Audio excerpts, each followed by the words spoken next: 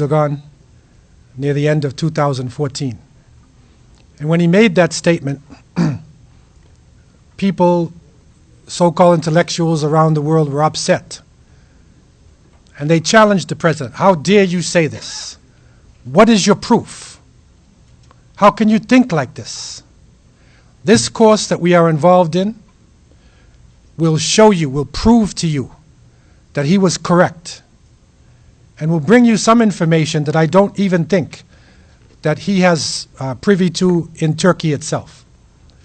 But in order to go into this information, we have to begin to deconstruct the way we think, to take down the walls of Eurocentrism, where we center ourselves in Europe, that civilization began in Europe, that all organized life began in Europe, and before that people were very primitive.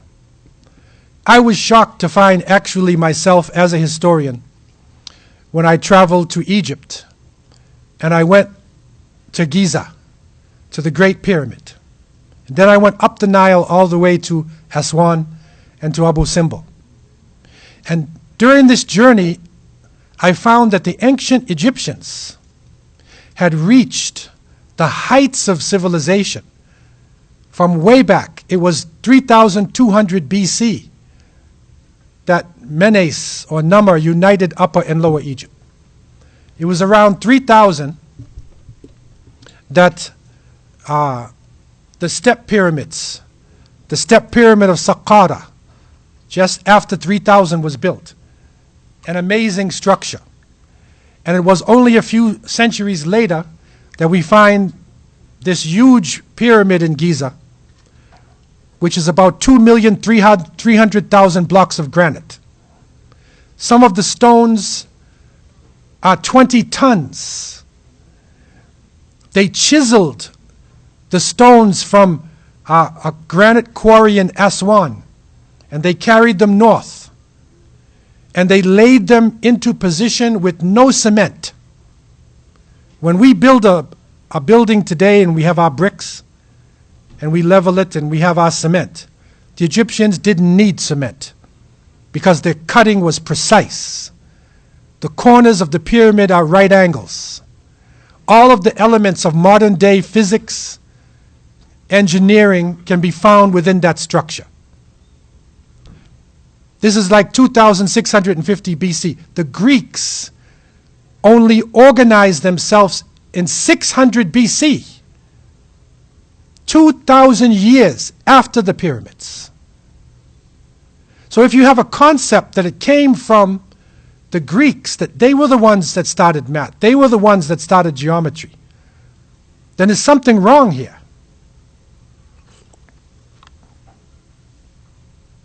And during the Olympics, some years ago, the Greeks marched out when it was in Athens and they said, we began geometry, we began science.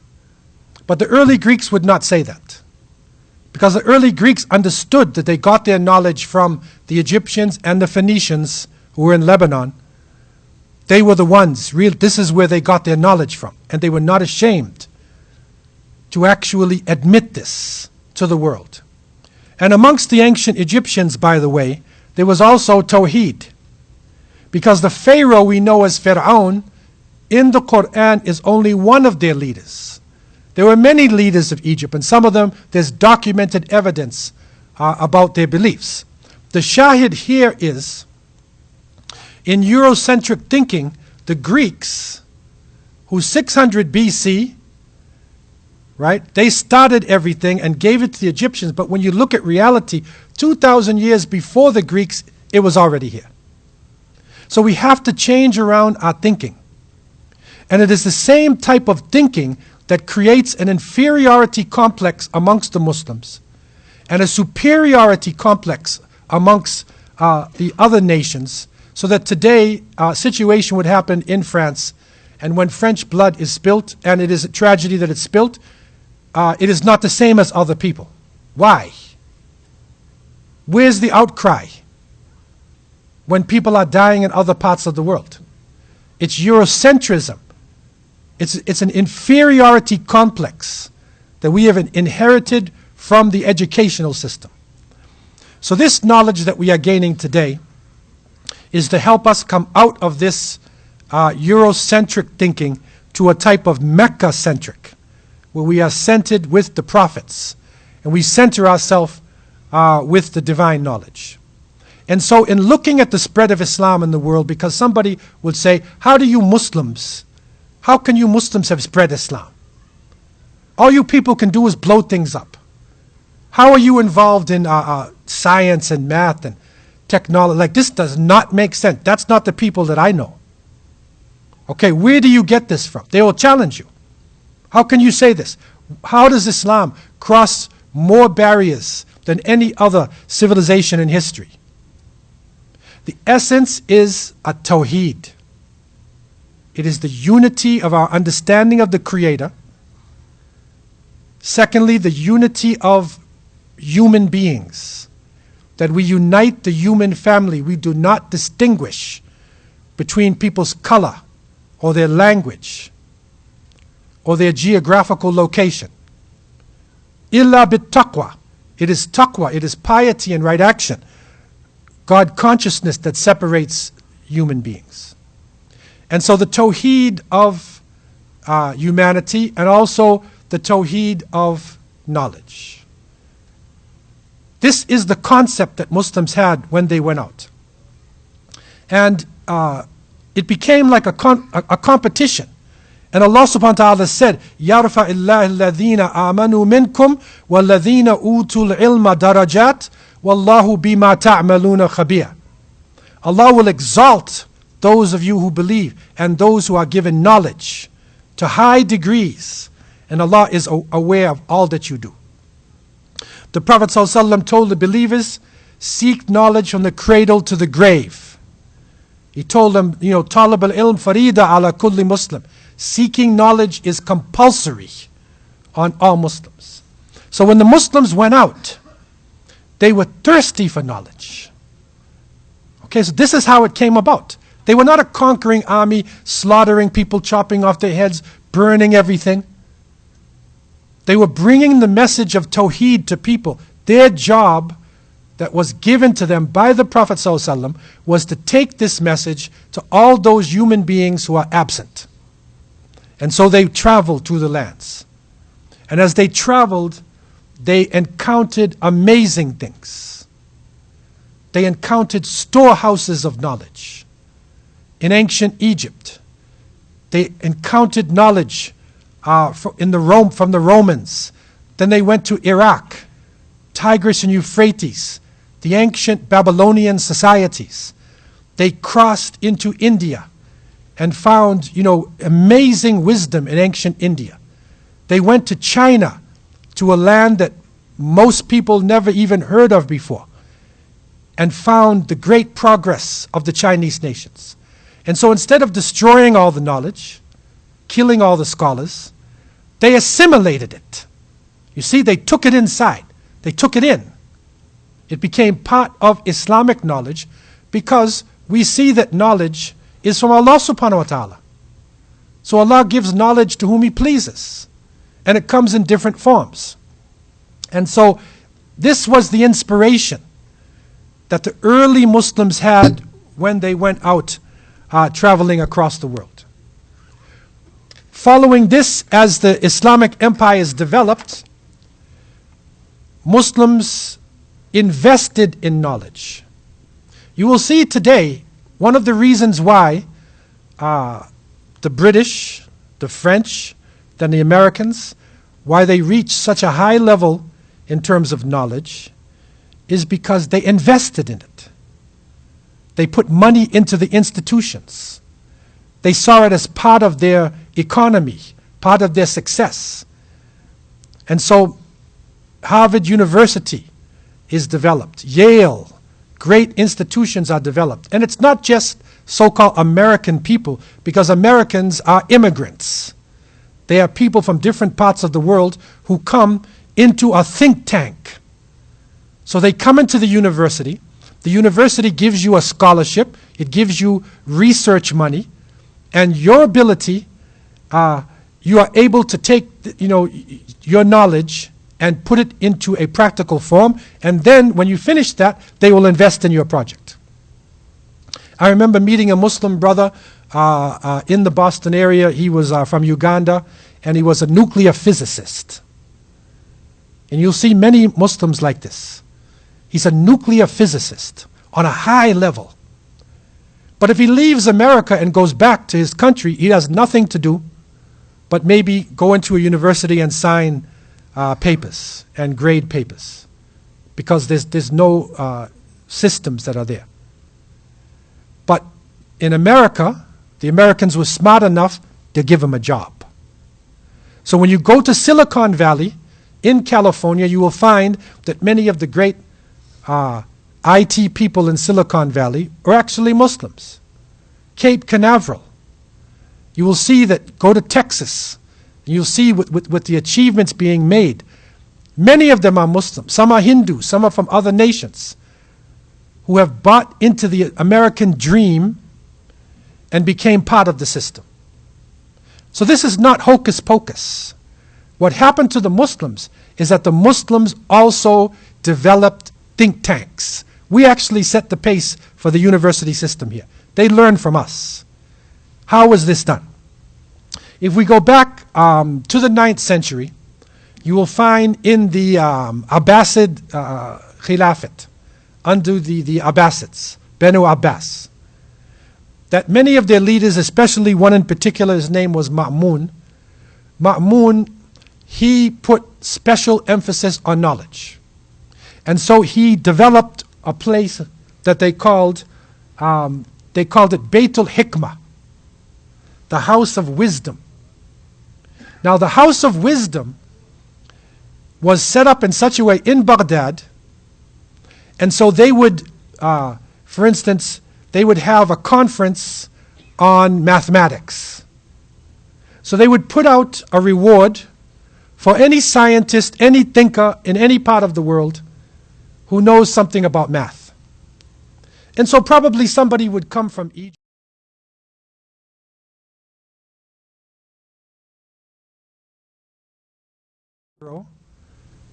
Right? Somebody would come from Greece.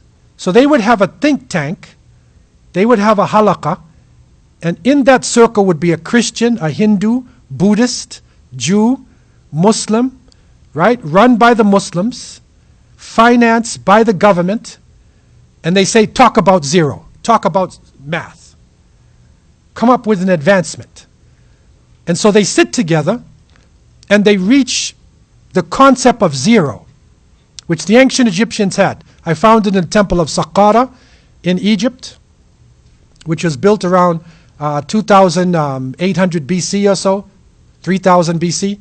I went down into the temple and there was a relief on the wall, inscriptions, and they had 0 decimal numbers, like they had this thing about 3,000. Indians had it also. And so in the think tank, they brought the information together. They called the construct, the concept of this zero, they called it sifr. Sifr. So this is where your word zero comes from. Zero is an Arabic word. The concept was used by people before. But to organize it and put it into a system, Muslims did this. So when you count 1, 2, 3, 4, 5, you're actually counting with Arabic numerals. How many people know that? Go to the main school system in Toronto. Ask the math teachers. Go to the students. Do you know where these numbers came from? Most of them will probably say Greece, Athens.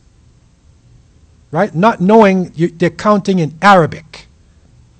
That would be a shock to them to know this. But this is what happened in the think tanks of the great Abbasid Khilafat. The great achievement of the Muslims was to take the knowledge from different peoples. From a theoretical form, they put it into a precise, practical form. So people had concepts. How do you now take that and make it into a physical reality? This was our achievement. And because we had such a large empire and such great wealth, we had the ability to do this. And that is the reason why you'll see America, in this few hundred years make such leaps and bounds. Because of wars that are happening, they have to make discoveries, and they have to improve in order to fight the wars and to build their economy. And so they bring people from around the world, they pay the money, and they make the success. So this is not hocus pocus. This is not magic. There's nobody flying on a carpet saying open sesame. This is a reality that happened to the Muslims during this time, but unfortunately it is struck out of the history books. You will not find this in the average history books. So scientists of different groupings helped to make the achievements. Some of these amazing achievements that were being done in a number of different areas. One of the areas which is of importance to us, there's a few areas I want to stress on, because so many areas, but there's a few areas we want to stress on because that helps us to understand how Muslims could go across the Atlantic. That's my thesis. How can they make it across before Columbus? How can they travel around the world? Geography was one of our areas. And in geography, Muslims developed a number of amazing travelogues. These are early atlases, encyclopedia. You know the concept of an almanac? Before you Google it. Today everybody, you Google it, right? But in the past you have to have an almanac. So an almanac will give you all types of information. An encyclopedia gives you all types of information. Almanac is an Arabic word, almanach. That's an Arabic word. It was Muslims who developed this. And we put it together for practical reasons because people had to travel long distances. If you wanted to do business, if you want to, make Hajj, right? You got to travel to different countries, long distances, right? And so we drew maps. We had books with all types of maps inside of them. We even made globes. We made amazing achievements. This is probably one of the most astounding achievements, and that is the development of the magnetic needle that led to the first true compass. It was Muslims who actually developed the first compasses. This completely revolutionized international travel. And this is what enabled us to be able to cross many of the barriers. Another example of this, just to give you a practical example of how this knowledge came about. During the Abbasid Khilafat of Ma'mun, Baghdad was being built. They were using grids to build the city, engineering. So they built it on grids, and they had to look at the irrigation in terms of the Tigris and Euphrates. And large amounts of people were moving into the city. By the 13th century, at the fall of Baghdad, there were over 3 million people in one city at that time. People were dying, and you have inheritance. So now, the inheritance tells you from the Quran, give this one half, give this one a quarter, give this one twice the other one. So now you need fractions, right? This is a practical thing. This is not a magic trick. It's a real reality on the ground. You're paying zakat. How do you pay your zakat? How you break it into sections? How do you calculate your zakat? So you need like calculators, a calculating system. You have great wars, so ghanima comes, booty comes. How do you divide the ghanima amongst the soldiers? Right? Fractions. And so one of the great scientists, Al-Khwarizmi, he wrote a book, Kitab al-Mukhtasar fi Hisab al-Jaba wal-Muqabala. This was the work that he did. Okay, now if you look at this title here, you will see right in the title itself, this abbreviated book, Kitab al-Mukhtasar, right, it's abbreviation, fi Hisab al-Jabr. Right, this is a different kind of counting. That's algebra. See the word al-Jabr? That's where the word algebra comes from. So Al-Khwarizmi developed algebra. How many people who are taking algebra courses realize that a Muslim with a thobe and a turban on and a beard, right? Right? He was the one who actually started the science that you're studying. How many know this? How many Muslims know this? So this is part of coming out of this inferiority complex that we have concerning our past and concerning what the abilities are that we actually can do.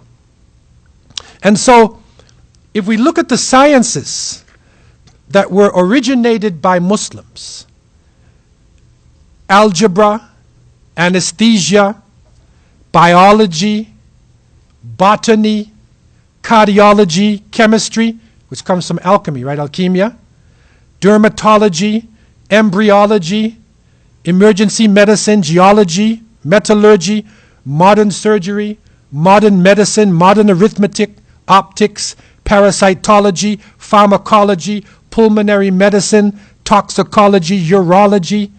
Muslims originated this. That's the extent that they reached during this time. Let's look at some of the sciences that were advanced by Muslims. Acoustics, sound, right?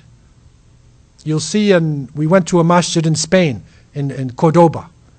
And in this masjid, which could seat thousands of people, and they said that when the imam stood there, how the building was set up, you could hear him all over the masjid. There's no loudspeaker. Acoustics. Right? They developed a way to trap and carry the sound by the structure itself. So, amazing achievement. Agronomy, anatomy, calculus, electrochemistry, engineering, genetics, geometry, geophysics, metallurgy, physics, taxonomy, thermodynamics, zoology, all of these different areas. It's amazing achievements. What are some of the substances brought into Europe by Muslims? Now, how do you think you're civilized?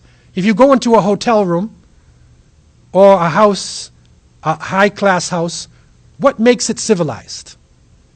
You look at how they build the house, you look at their porcelains, you look at their food, you look at the sheets on their beds. You know, what makes it upper class or lower class? This is what Muslims brought into Europe. Pendulums, cotton, paper, glass mirrors, crystal, street lamps. The streets were lit for over 10 miles in each direction in Cordoba, 700 years before Paris and London. 700 years. The street lamps. Colored glass, satin, pepper, paper money, postage stamps, book binding, clocks, soap. That was an important one right there, right? Soap. They brought that into Europe. Astrolabes, compasses, slide rules, flasks, surgical instruments, windmills, artificial teeth. Your teeth. It was Muslims who brought it into Europe.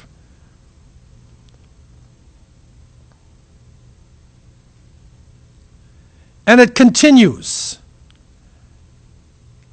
Surgical instruments, windmills, artificial teeth, spinning wheels, globes, citrus fruits, eyeglasses, porcelain, gunpowder, cables, velvet, almanacs, encyclopedias, saddles, and leather shoes. This is only some of the things.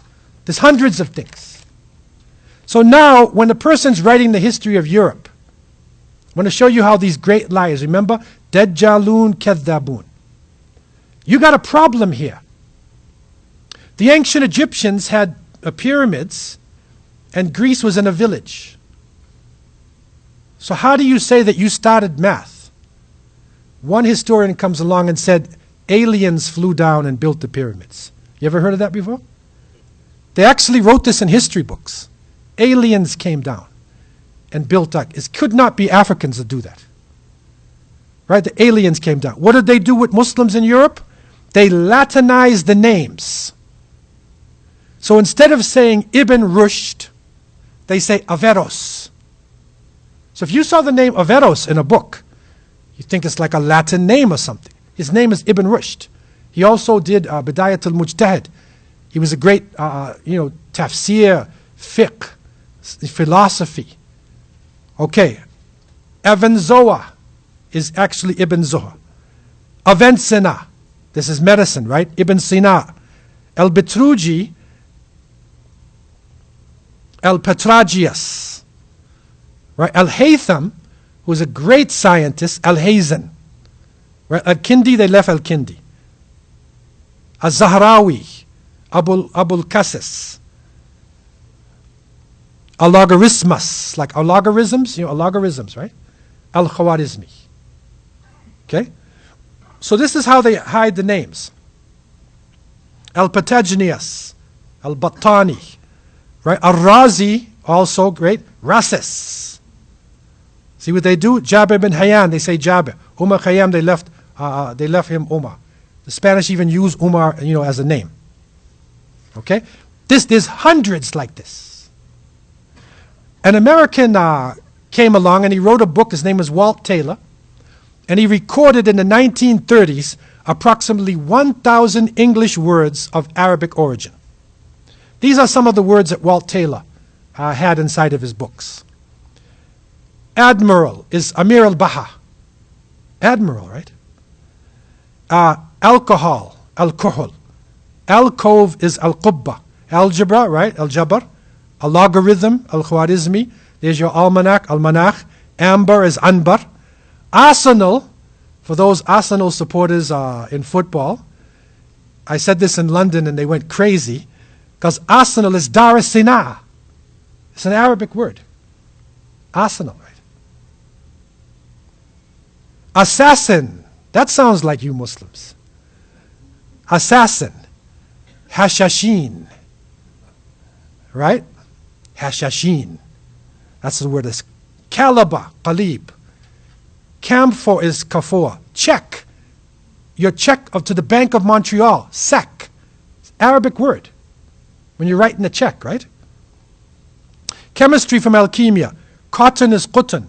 Lemon from lemon. Magazine like Time magazine. Makhazin. It's an Arabic word. Magazine. I mean, there's so many things that we actually have and use. And it's in our world, but the reality has been changed. Right? Dajjalun, Kadhabun. Mattress that you lay in your bed in your hotel. Matrah. Monsoon is the Mosim al-Amtar. Sugar is Suka. Syrup is Sharab. Typhoon is Tufan. And zero is Sifr. See?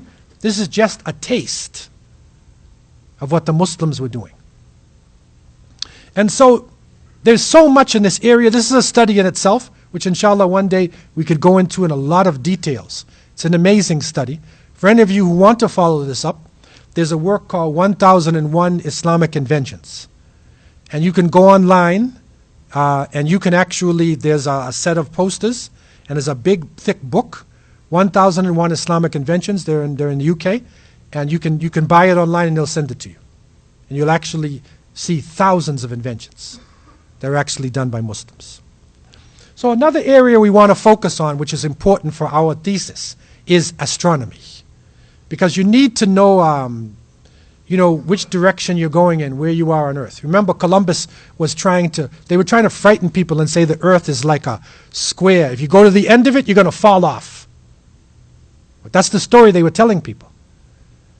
Okay? But Muslims, during this time period, we were naturally geared toward astronomy and medicine and science, especially astronomy. Because every time we want to pray, we need to have direction. So the average Muslim who's not even a scientist is trying to find Qibla. So by you trying to find Qibla, you got to know where the north is. And if you don't have a compass, you got to start knowing your directions, right? And then the stars and whatnot. So we're naturally orientated toward this.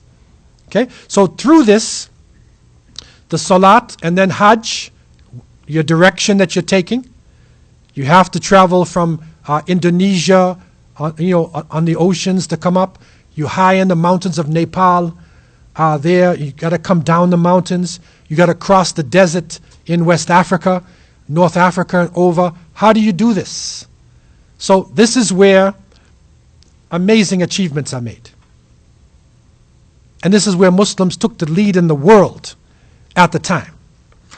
And some of the textbooks, that's how some of the textbooks look like.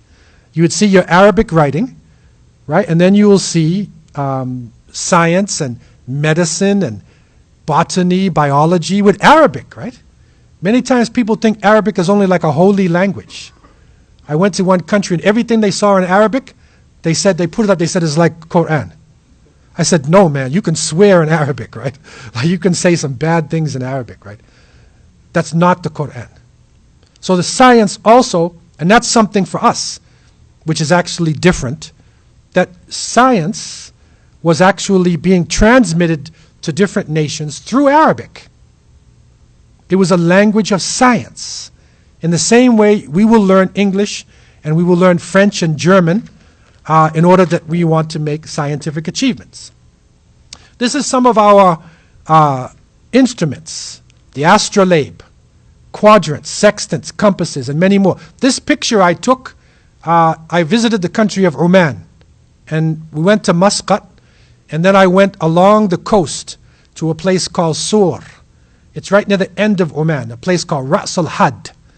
It's right on the end, the tip. And I was hosted by a man named Abu Ahmed, who was one of the navigator. He had his own boat, and he used to live on the ocean, Omani. And so we went to eat dinner, and he brought out his family treasures. And it was a giant compass. See that picture? It's that size, like this, that he kept on his boat, right? And then this quadrant, I believe it is. From generation to generation, they were passing down this equipment. He took us on his boat. His boat was so big that he had an apartment in the back of the boat. His wife had 2 babies in there. That's how big the boat was. They live on the ocean.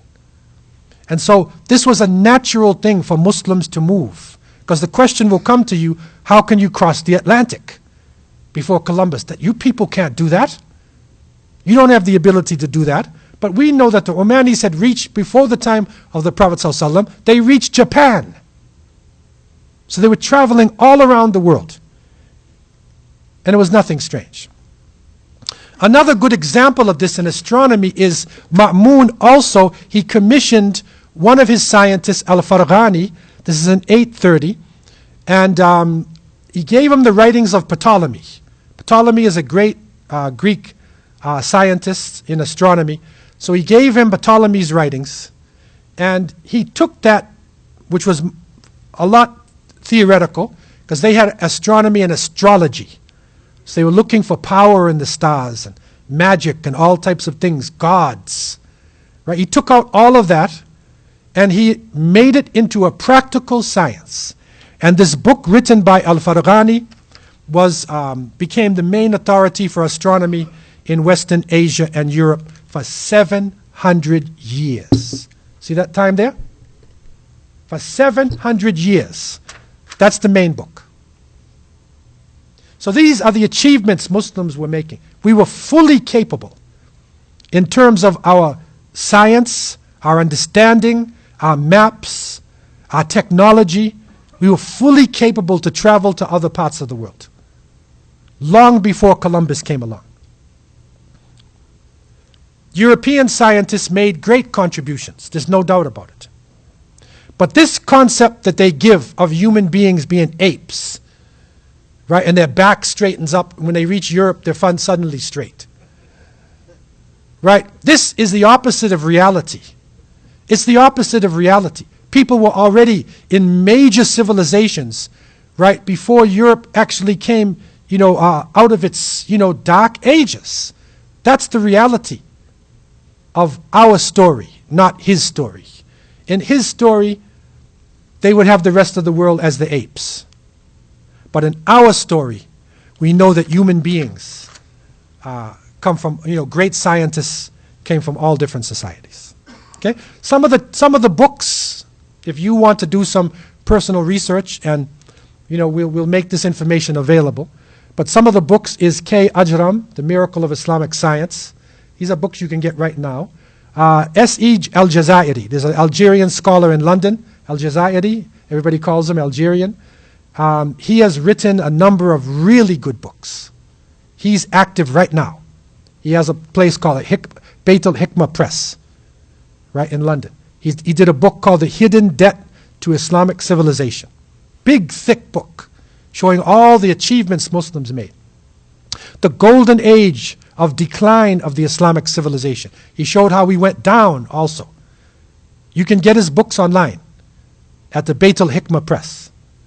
There's also Nafis Ahmed, Muslim Contributions to Geography. That's another text as well that we can get. To give you some non-Muslims who showed Muslim science, J.D. Burnell, a book called Science and History.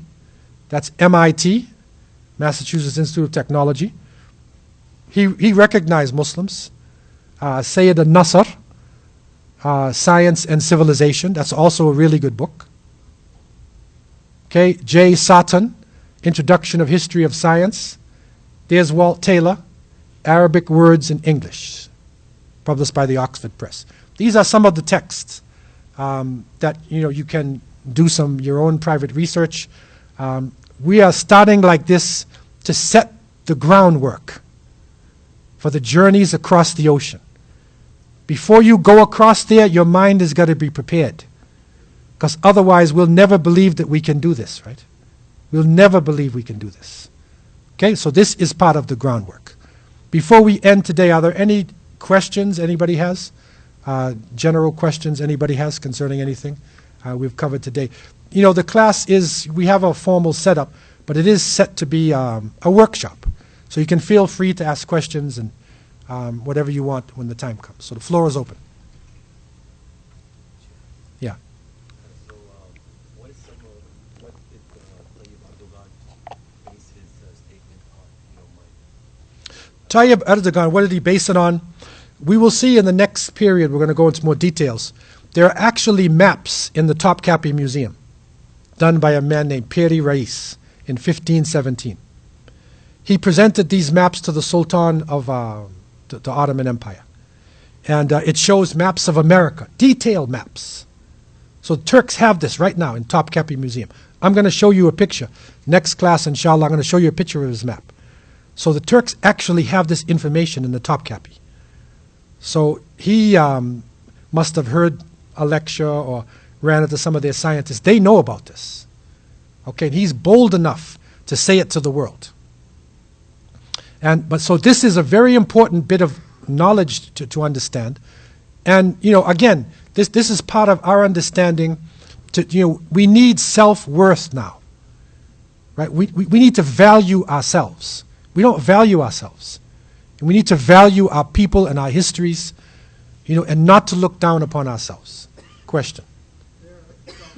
There's like 51 Muslim countries in the world. Mm. Something like that. Majority Muslim countries. Are you saying that none of those countries in their educational system is teaching this kind of information? Basically, in the Muslim countries, their educational systems are colonial education. Because in all the areas where the British controlled or the French controlled, they instituted colonial education. And so they will teach you, instead of Middle East, they say Ash-Sharq al-Awsat. Same thing, right? They just translate into Arabic. I tried this. I went to the countries. I asked the people who discovered America.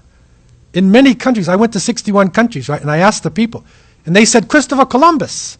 I said, you people are brainwashed. But they never even thought about it. They never thought that there's people sitting there looking at him. How can you say you discovered the place?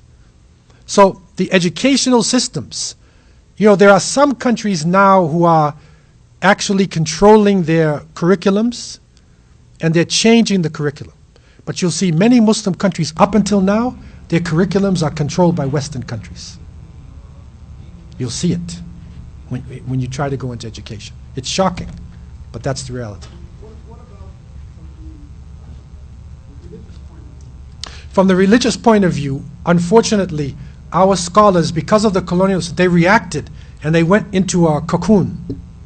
So the curriculums in the Islamic education, which I went to an Islamic university, they don't teach you science and math and any of this. And they teach very little history. They focus on, Quran, Hadith, Tafsir, whatnot, these classical sciences. But the way in the Islamic universities of the past, you'd study Tafsir and then math. You study Hadith and then biology. But now they don't do that. They're strictly on Islamic subjects, so-called Islamic subjects. But really, Islamic subjects are supposed to be everything, integrated. And that's a change that they have to go to too. Our madrasas are opening up now and coming out of the cocoon. I don't blame them. They actually saved a lot of our knowledge by making a cocoon, so the colonial powers would not destroy everything. But now they have to open up and integrate other aspects of knowledge into the curriculums. So when the student graduates from the Darul Uloom or the Islamic University of Medina, that person is just not good in Aqidah and Tafsir, right? They have a skill, right? They know the world. That's the way it's supposed to be. But that's a change our educational systems are going through. Yeah. The theory of evolution, is it taught as a fact in the Muslim countries? The theory of evolution, and of course, this will depend upon where you actually, where you're studying. But in the major universities there, they teach. It depends on where you are. The Turks, they have some people who are actually opposing the theory of evolution. But many of the other Muslim countries, they just teach straight Western education, if you go to the university.